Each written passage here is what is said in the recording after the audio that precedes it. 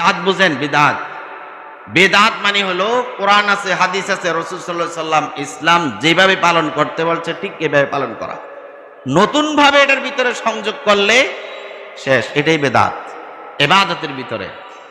ওইদিন আমি একটা মাসালা বলছিলাম মাগরিবের আজানের পর, তো আমি আগে অনেক বলতাম, ইদানিং কম বলি, আবার এগুলো শুরু করতে হবে।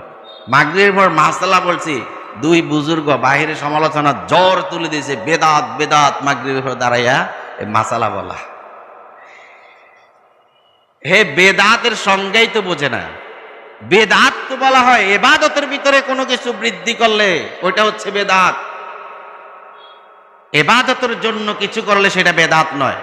অনেক মূর্খ এরকম বলে এসি ব্যবহার করা বেদাত, ফ্যান ব্যবহার করা বেদাত, মসজিদ ইন্টেরিয়র করা বেদাত। আরে বে, এটা তো ইবাদতের মধ্যে বাড়ানো হয় নাই।